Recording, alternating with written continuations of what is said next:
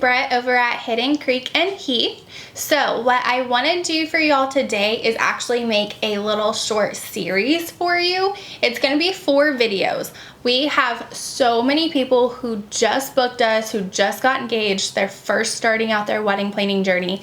And the biggest question I keep getting asked is, okay, what do we do? Like, how do we start? So what I'm gonna do for y'all is I've broken it down into month segments, a couple different months at a time, and I'm going to tell you what you should be booking, what you should be doing within those few months periods. So to start out, today's video is going to be 9 to 12 months before your wedding date. Now, if you have booked further in advance than 12 months, good job, congratulations. That is going to take a lot of stress off of your plate.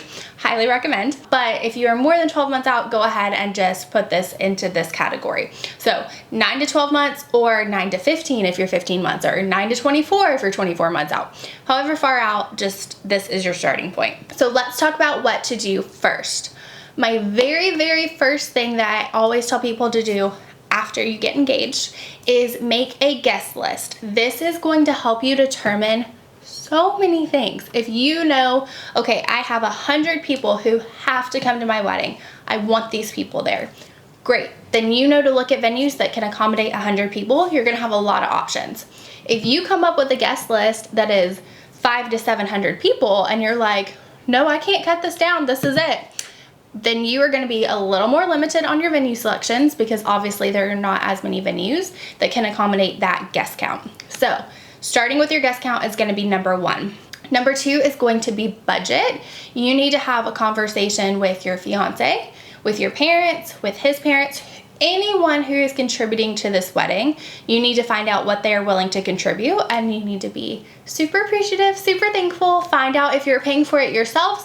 That is totally and completely fine. Have a discussion with your fiance about how much you can afford, what you're willing to spend, how much you want to be able to put on credit cards. Do you not want to put anything on credit cards and just pay everything out of pocket? Totally up to you, but have those discussions. That way, knowing your budget is also going to allow you to book things within reason. My third thing that I would do is start touring venues. If you have not booked your venue at least a year out, you are behind in the game, guys. Everybody is booking way far in advance right now. COVID, I am so sorry, but ruined the whole wedding industry for you, because now you have to book things so much further in advance than you used to. You used to could have booked and planned a wedding in 6 months and like not even batted an eyelash. It would have been considered completely normal. Now, if you come tour and your wedding is less than a year away, chances are we are almost completely sold out of dates, and you're gonna have a very slim picking of selections. So 9 to 12 months out, at least, please even do it more. Make sure you are selecting your venue, paying the deposit, and locking in a date. You cannot book any other vendors until you have a venue and a date selected, because that is gonna be the first question that they ask you is, what is your date? They need to make sure that they have it available, of course. And what is your venue? Because they need to know if they can travel that distance. So making sure that we are booking our venue is very important. You need to create an email account. That is something I didn't do for my wedding that I wish I had done, because I am still getting emails 5 years later of people saying, hey, do you want a cake? Or hey, you want a contest? Here's a free photographer. Like all this random stuff, but it's spam for when I got married because I put my real email in. But if you just make a wedding email account and you use that strictly for wedding planning, it is going to save you a huge headache later down the road. So make sure that you are creating a wedding email. This is also the time where you are going to want to buy your wedding dress. Yes, I said buy, not just try on. Go ahead and buy it. I would recommend buying your dress at least 9 months before your wedding. The reason is, once you find that dress, it is going to take about 4 to 5 months to come in. You're not buying it straight off of the rack. You totally can do that if you are on a budget. Highly recommend it. Most people do not.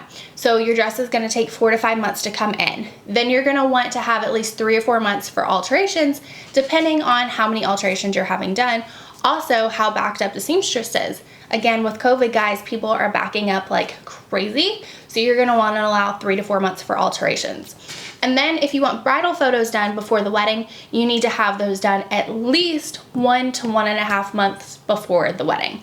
because you're gonna want those bridal photos taken and you're gonna wanna get them back in time to have them printed and displayed on the wedding day. So once you have bought your dress, then you are going to also want to start booking your priority vendors. Now this is different for everyone. When I say priority vendors, I mean what vendor is super important to you. If pictures are your number one thing and you know deep down that it doesn't matter what the budget, or you are great spending most of your budget on photography because those pictures are so important to you, then that needs to go ahead and be a vendor that you book. If your cake, let's say, is like, oh my gosh, I have dreamed of my wedding cake my entire life, go ahead and book that vendor. Book, I would say, your top 3 vendors who are the most important to you. Go ahead and get those booked.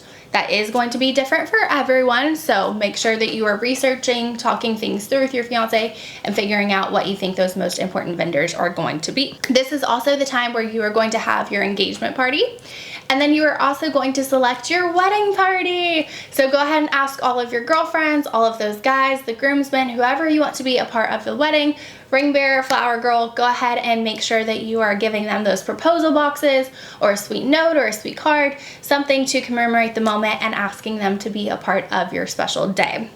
So the last thing I would say that you definitely need to get done during this time frame is envisioning a wedding theme, colors, style. You do not have to nail down, oh, I want this centerpiece, I want this bouquet. That's not what I'm talking about. I'm saying that you need to have an overall vision. So start coming up with, do you want dusty blue? Do you want pink? Do you want purple? What do you want your wedding colors to be? What kind of style do you want? Do you want to go for casual? Do you want to go for formal? Just start thinking about those. Think about, obviously the month. You should have booked your venue, so you should have a date selected. Think about the month that you're getting married whenever you're creating this overall vision. But go ahead and create that vision. If you want to make a Pinterest board, make some kind of vision board, that is definitely going to be a help later down the road.